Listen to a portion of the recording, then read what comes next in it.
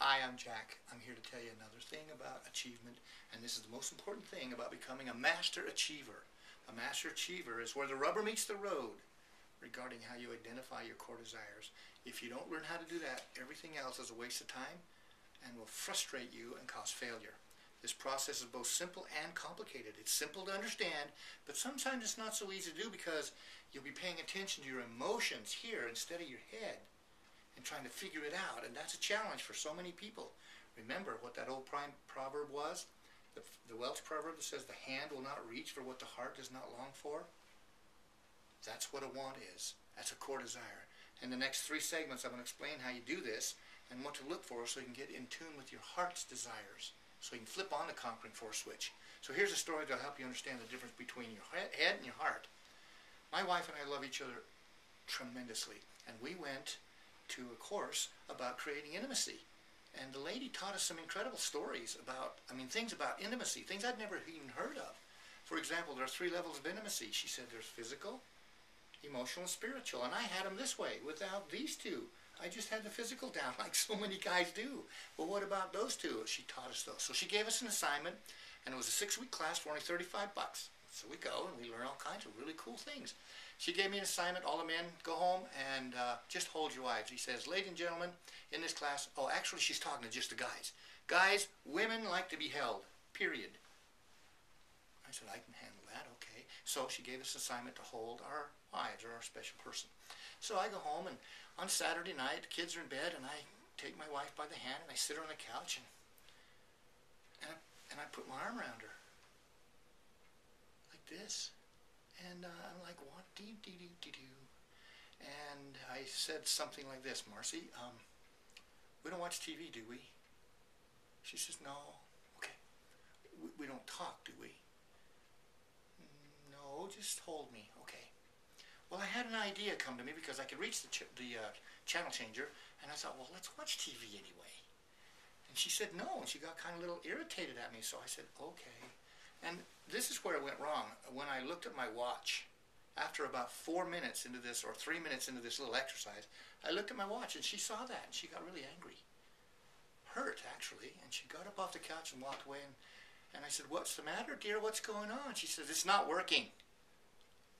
What do you mean it's not working? I was holding you, and women like to be held. I was doing what I was told to do. So what's your problem? She says, you don't get it. And you know what? I didn't. I couldn't understand that. Until a week later, or 2 weeks later, I came home from work, from a trip, and I hadn't seen her for 4 or 5 days, and she is a dear friend of mine. 5 days without Marcy is like water. I need water. I need air. She's my best friend. Well, I meet her at the door. I got a 50-pound suitcase in this hand, and she runs to me, and we hold one another. I got a 50-pound suitcase, so I'm holding her with the same arm I had around her at the couch. And I'm holding her, and all of a sudden, and I'm telling her with tears in my eyes how much I missed her. I sure love you, and she's looking up at me. She's 5'2", and she looked up at me. I love you too, and I missed you too, and all of a sudden it dawned on me, this is intimacy, isn't it? And she said, yeah, it is. Now, what's the difference between this arm around her at the door and this arm around her at the couch? Well, here's what it is. On the couch, my head was doing it. I was going through the motions. My head was saying, I can do this, I can hold you, I will hold you, are you enjoying this? But at the door, my hand, my arm, my body, my heart, my soul, everything was in it. 100 on the scale. That's the difference between a core desire and your head. Don't listen to your head, it'll lead you straight. Follow your heart.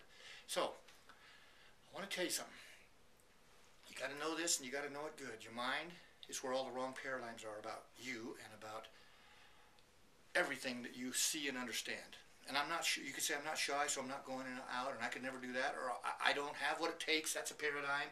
Core desires unleash your conquering force, so any of those kinds of thinkings in your mind just goes away. They're irrelevant because the truth will prevail. If you want something badly enough, you'll overcome shyness. You'll overcome fear. Listen to your heart, not your head.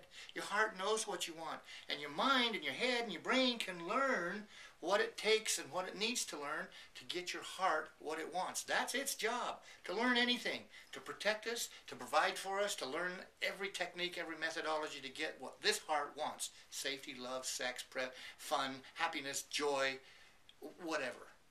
we'll learn how to do it. The brain has an important role to play, of course. Having a mindset can get in the way, though, if you have the wrong mindset or the wrong paradigm. Whatever you have your heart set on, though, is what you will focus on and what you should focus on. Heart set versus mindset, and heart set should win. See you in the next segment.